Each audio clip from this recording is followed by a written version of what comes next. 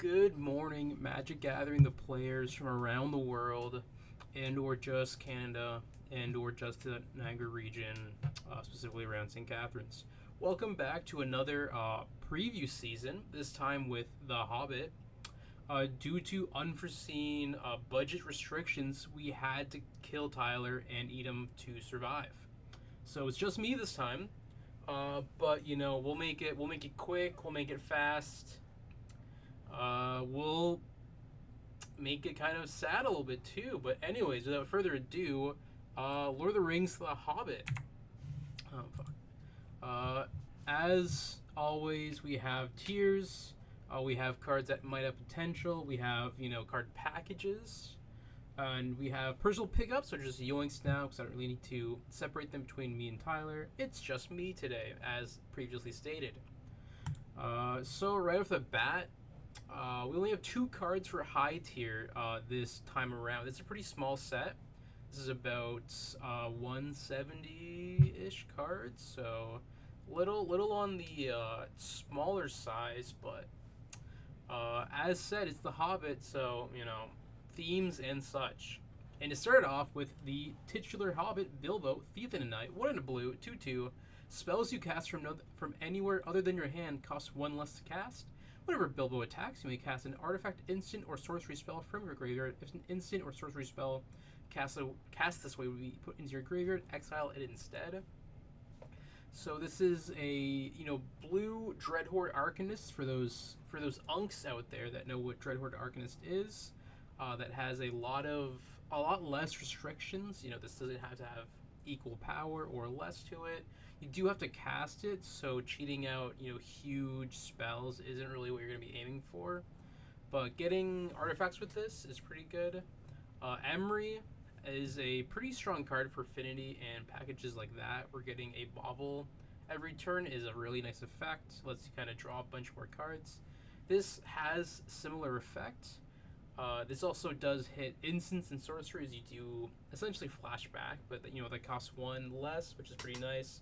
And there's a decent bit of spells that can, gain additional effects from the graveyard and such, which can be something to note. It seems pretty strong. I don't know if there's any spot that wants it exactly. Demir isn't really looking for a 2-mana body that kind of sits around. They already have Frog for that. Maybe like the 4-color control piles, but they don't really play that many instant sorceries and or artifacts. But we might see, some crazy brews out there. Next, we have J.R.R. Tolkien, Gandalf Goblin's Bane for 2 in a red, 2/3, and an adventure on it, which has come back for this set. 1 in a red, Flame Shape. So this is a pretty good exile effect. Of course, you do need a little bit of fuel to actually get those cards. But having the ability to kind of do this, turn 2 on like an empty board, and then when you're playing your Tamios later, your Otters, your Snapcasters, getting the ability to kind of just always have 2 extra cards. And then when this does come down itself, it has the VV effect of just kind of getting perpetually bigger. Of course, these aren't counters, this is +1/+1, but you do get the damage, which can be nice, especially if you're kind of playing Storm, which this could kind of lead itself into. Just kind of on the fact that, you play a little bit of Wizards, but getting the value out of, 2 extra cards when you kind of just need something to do isn't too bad. Of course, this doesn't really hold a candle to, my favorite card from the first adventure set, Questing Druid, that had the effect. But you can kind of just cast it immediately and etc. But, good cards. Next, we have medium tier, starting it off with Inside Information, X black sorcery. Exile the top X cards of target opponent's library. You may play those cards this turn. You cast a spell this way, pay life equal to its mana value rather than pay its mana cost. So essentially, you're playing Bolas's Citadel for your opponent for X amount of cards. This can be pretty strong, especially if you're playing against like maybe Goryo's or like a control pile, getting like a Riddler and it tracks it down. Sure, it costs 5 or like more mana or life, I should say, but those cards usually kind of stick down and just take the game over. So just getting, three, like, your 5 mana into you 3 cards is pretty strong. Most decks nowadays don't really need 1-2 punches. Most times you kind of just play as many cards as possible, or like as efficiently as possible. So you don't really need to kind of lead into each other. So just getting random cards from a deck is pretty good compared to yesteryears. So I can see this being bringing back mono black control decks and such like that. Might not though. It is pretty steep price, and of course you always do have the chance of whiffing. But that's what we play Magic for, variance. Next, we have Killy the Resourceful for 1 and a white, 1/2. Story, which is a mechanic. If you have 3 or more and or artifacts, sagas, legendaries, you get essentially a City's Blessing for storied. And it has, as long as you have an enduring story, which is what the story mechanic does give you, you may pay 0 rather than pay the equip cost of the first equip ability you activate each turn. Whenever another dwarf or equipment you control enters, draw a card. This ability triggers only once each turn. So this is, in some cases, better or worse. Pure Steel Paladin. It's kind of just relegating you to once per turn for both effects. The 0 cost equip or the draw. However, though, this has a lot more value, and you don't need Metalcraft. Sometimes you just don't have the 3 artifacts to get your, Colossus Hammer online immediately. And so you kind of just have to sit around and hope to your god you don't get dumpstered on while you kind of just fuddle around. So just having that consistency where once you get storied, you have it forever. So you can play this, slap on a hammer, slap on a cutter or whatever it's called, and swinging it immediately is pretty strong without needing the kind of 3 artifacts.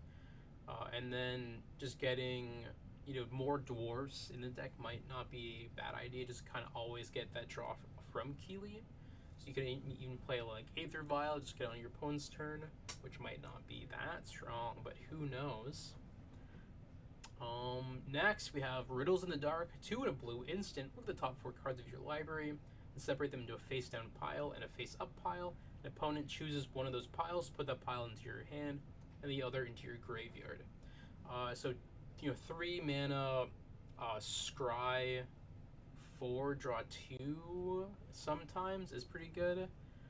Usually if you're kind of trying to get your best value, you put the decent cards in the top one, and then you kind of just scare your opponent with the face down ones, the mind tricks and all that. Or if you're playing like a combo deck, or you're just looking for like one specific card, you just go face up that one, 3 face down, or vice versa.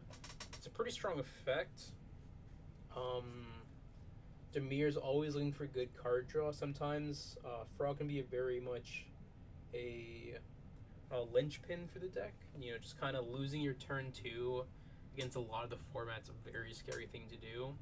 When you can just get like immediately run over or just get dealt with, and then you're on the back foot for the rest of the game. And if you're playing control, you really kind of just want to be either middle or ahead, which is what most decks want to do, but it could be viable. Who knows? Next, we have low interest. Our first one, Fateful Discovery, 3 blue enchantment. Whenever an artifact control enters, draw a card. This lets you draw a lot of cards, especially if you're playing an affinity pile. Of course, playing 5 mana out and then doing your affinity stuff is kind of the wrong order of things for that deck.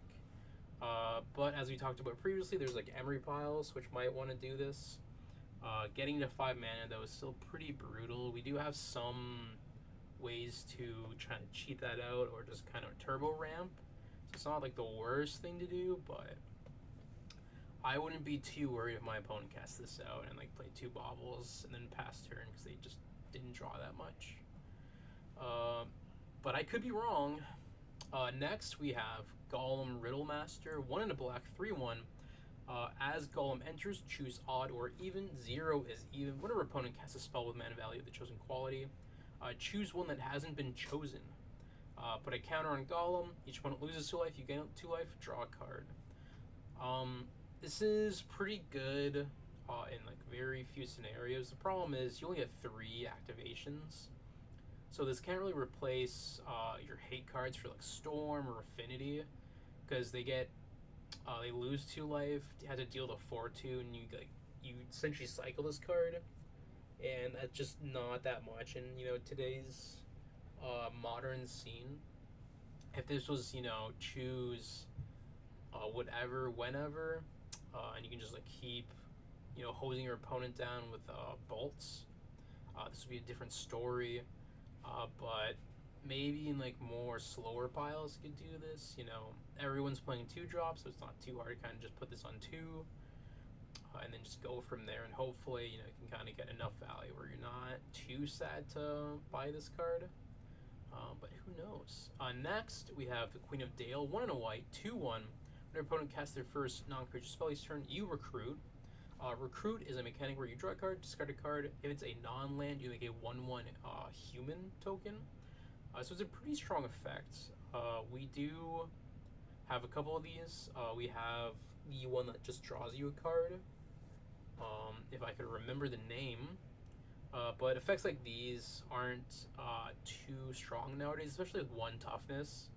Of course, this isn't the Bowmaster Ren 6 meta we saw when these kind of effects really got hosed down at the start. So it's not too bad to play.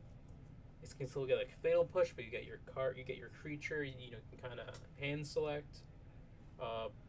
But it's just getting the value need from this. I just can't really see it that well, especially if your opponent just like doesn't have no creature spells and it's just a 2/1 for 2, and that's like horrible stats for today's day and age. But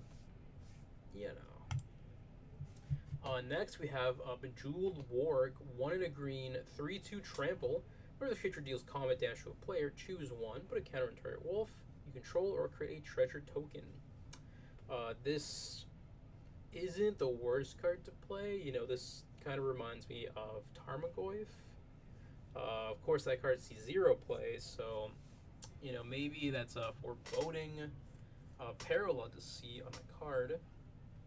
But this lets you ramp or kind of just apply a lot of pressure. 3/2 body is pretty good, especially with trample. So getting through like Boros Energy isn't that bad. But this gets shut down by like a frog. It gets fatal pushed. So just spending 2 mana on a creature that just gets tossed aside by your opponent, and then you kind of back at square one with like nothing to show for it, is a pretty scary thing to do in today's beautiful format of Modern and or other older formats. So maybe it sees play. Maybe we get a nice wolf package. My heart loves it. I don't think it's gonna happen. Wolves just too chunky mana cost for a modern deck to kind of see play, especially like Jund. We get Jund Wolves, which is awesome, but the heart wants what the heart wants. Our next card, Most Decrepit Old Bird, flying 1/1 for 1 blue mana. With Threshold, this creature gets +1/+1 as long as there are 7 or more cards in your graveyard. So it's gonna be a 2 mana or 2/2 flyer, which is alright. And it has the Adventure mill 4 cards and put an instant or sorcery card from among them into your hand. This creature isn't too bad. When I first read it, kind of glossed over. I thought it turned into a 3/3, which is pretty nice. But 2/2's not too bad. It's not really gonna apply that much pressure though. The Adventure is like nice. Kind of turning into a little bit of extra card selection isn't horrible, and getting the 2/2 after isn't the worst. But this is competing against like a Tameo for slots, and I'd much rather have a Tameo than a bird. But I could be wrong, and this could be the most cracked card in existence. Next, we have the Saxville Bagginses for 1 and a black, 2/2. Whenever the Saxville Bagginsons enters, you may sacrifice another creature or artifact. If you do, draw a card and create a treasure token. Whenever you sacrifice a token, target opponent loses 1 life. Not the worst kind of body and effect. We don't really see much like these. I think last we saw was Sephiroth, and that's a little bit of play. It's mainly just good for like dealing with Eldrazi, but we're not talking about Sephiroth here. It's pretty strong, especially in like decks that have bodies to kind of throw around a lot. Grave Crawlers, Young Wolves, Eldrazi tokens, if that's kind of what you're going for.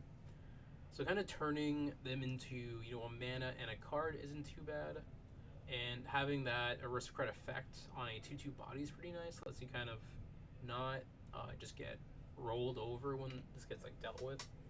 So can somewhat replace itself, which is nice, and the treasure can be pretty nice for fatal pushing after for that revolt mechanic. So we can see some play.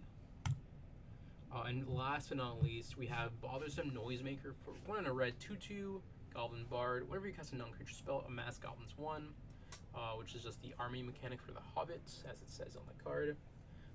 This is pretty good. This I feel kind of power creeps Young Pyromancer, which hasn't seen play for quite some time. And this kind of resolves one of its biggest issues of just getting board wiped. So you just you cast a bunch of spells, make a lot of 1/1 elementals, and then flavor of the week board wipe hits you, and then you're kind of just back at 0. Of course, this kind of goes the opposite way, where you only have one body with all those kind of resources spilled into it. Of course, that is a goblin body, which can be a lot more impactful for goblin effects. So a little more value there in kind of the creature type, and this is as well a goblin, which isn't too bad to see. But Young Pyromancer doesn't see play. Cards like it don't see play. Will this see play? Probably not. Cards with potential. We have the Eagles Are Coming, so 1 and a white. Kicker, 2 white. Choose target creature you own. If this spell was kicked, instead choose any number of target creatures you own. Return each chosen creature to your hand. At the beginning of your next upkeep, create a 4/4 white bird soldier creature token with flying for each creature returned to your hand this way. So 2 mana 4/4 is pretty strong. Of course, this lets you double up on your ETBs. I think this is pretty strong with like Solitude. Of course, you're adding an extra card into that, so that's kind of a total of 3 cards now. But this would be like your second Ephemerate. If you're not having to deal with 2 creatures, that's pretty nice. And turning your 3/2 lifelinker into a 4/4 flyer is pretty strong, and then getting the Solitude back in hand for later turns to use is always nice. Of course, it has the same issues of you can just get dealt with, and then the spell fizzles, and then you're down 3 cards. But having extra copies of this, and then this also lets you play pretty well with Riddler. Of course, that's 4 mana to do that, so it's a little less good. But a 4/4 flyer is a good thing to have sometimes. Next, we have the Lonely Mountain. This land enters tapped and lets you control equipment. 4 and a red, tap, create a 2/2 red dwarf creature token. This ability costs 1 less to activate for each equipment you control. Activate only as a sorcery. And then this, of course, is a mountain, which is pretty unique for a card like this. So, this is essentially just a Hammer Time utility land. That's not a bad thing, though. They're looking around 8 equipments, probably around 10. So getting this down to essentially 2 mana to make it 2/2 every turn isn't the worst. Of course, Hammer Time doesn't see play. Wrath of Skies hoses that deck down. This doesn't stop that whatsoever, any shape or form. So, not the best kind of thing to play. But sometimes, you just make enough 2/2 bodies to, stop your opponent, which isn't, the worst thing to do. We have the Lord of the Eagles, 7 blue, flash, flying, 8/8. This costs X less to cast or X the total power creature control with flying. This is a pretty strong body, potentially. 2 mana, 8/8 flyer at flash speed is a crazy curve. getting this down to 2 mana is the big issue. There might be like some like a warp creature like flash thing you can do where you can get that, but like how many cards you want to bleed into this thing to get the juice from it. You can also kind of protect itself though if you have like 2 in hand, so you play the 1 and then it kind of gets attempted to dealt with. So you just play another one while it's still on the field. Legend rule, you still have your 8/8. Good times, but legend rule, just only have more of these. So you only get like 1 8/8, and then certain effects can really just kind of stop you from kind of protecting it. But we shall see. Next we have Dreaded Bat Cloud, 4 and a black, 4/2 flying death touch. It's cost 3 less to cast if a creature died this turn. We have had effects like this before. There's I think a 4 mana one that essentially does this, but 5 mana gets you at a Fatal Push, gets you at like Wrath Disguise, K Command. There's a lot of effects that really can't deal with a 5 mana creature that effectively, so that might just kind of be the thing that makes this playable, is just the extra mana cost. Of course, a 4/2 flying death touch is also a really good stat to have. We have Atraxas going around, Archons, Eyeballs, Frogs, Riddlers. The list goes on and on of stuff that is in the air with huge bodies that can just die to this. So this can be a pretty good wall. And of course, it's a 4/2 flyer, so it's a pretty strong clock, especially with this like turn 2. With the Phyrexian Tower we have in our format. One of our first package, Goblins. I've been kind of testing around with this. First we have Azog, Moria's Ruin, 2 and a black, 1/3 Goblin Soldier. Whenever Azog enters, disrupt to one other target creature. Its controller amasses Goblin's X, where X is that creature's power. If you control that creature, draw a card. 3 mana removal isn't the best, but sometimes turning a frog into a 1/1 or whatever that you kind of want to do with that is pretty good. We have Felius to worry about, Solitudes. There's so many things that just really can hose down a Goblin deck. Of course, you also just you have Chthonian Sniper and Unearth, so you can just keep looping this thing by itself. You can just turn essentially all of your creatures into a Frankenstein of them all combined, which is a pretty tough thing to do, kind of just with Chthonian or Unearth or whatever. But having to deal with a lot less threats and just kind of throwing a 1/1 Goblin token every turn to stop your opponent's army from getting out of hand is pretty nice. And just turning your Mud Button or your other goblins that you don't really care about into a extra card and then a X body is also pretty nice. Next we have Bulk's Company for black and a red, 2/2. This creature has haste as long as you control another goblin. Sacrifice another goblin, add red black. This is a pretty good 2-drop. This is a strong body, just kind of slam into your opponents. Especially getting 2 mana from your Mud Buttons, your other 1-drops, or the slows, whatever it is, of other goblins that love doing things on ETB or dying. So turning those into 2 mana is pretty good. It's just I would much rather play Skirk Prospector personally. Just having infinite sacks on a 1-drop is just insane for certain kind of matchups. This could be a 1 or 2, but I would, if I had to pick one, I'd pick Skirk all the way. Next, my favorite card is set, the Great Goblin. 1 Rakdos mana, 3/2. Whenever you put 1 or more counters on a Goblin, Orc, or army you control, the Great Goblin deals 2 damage to target opponent. Whenever another Goblin, Orc, or army control dies, exile the top card of your library. You may play it until the end of your next turn. This has a lot of things wrapped into one, which is really nice for goblins. This lets you, play a combo with a couple of cards, which is always solid to do. It has refills, so when you're going off with your goblin deck, you stack 4 or 5 of them. That's 5 cards. lets you find your other combo pieces or just removal for what you need. The body's alright, could be a little better, but we're not. Worst comes to worst, it can swing in. Cool.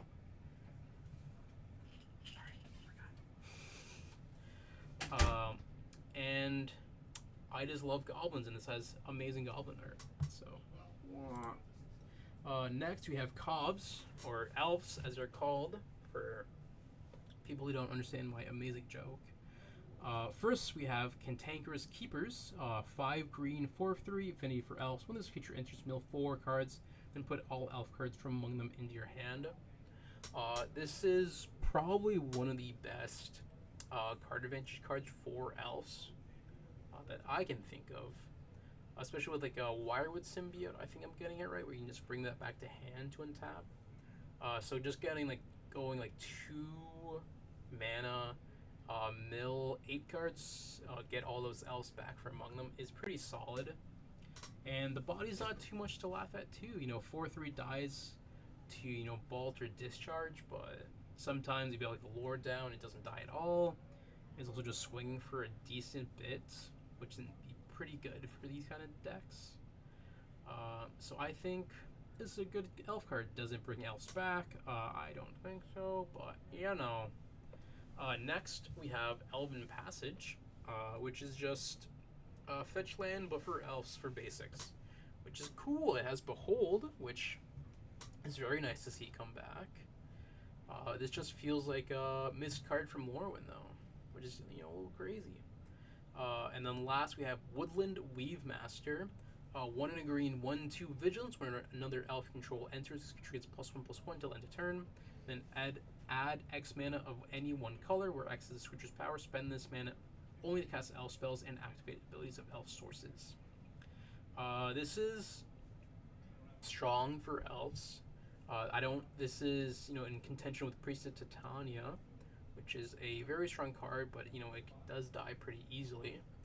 Of course, this can't ramp out or turbo out your fine creature spells, your Crater Huffs.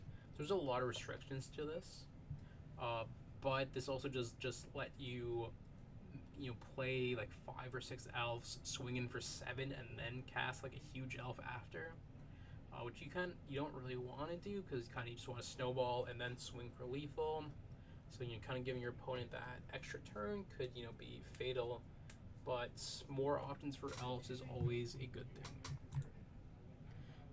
And here are my pickups for these sets. Goblins, of course, because I want to build goblins for modern, little combo shenanigans and all that. And Saxville Baggins for Soul Trader. That might be fun.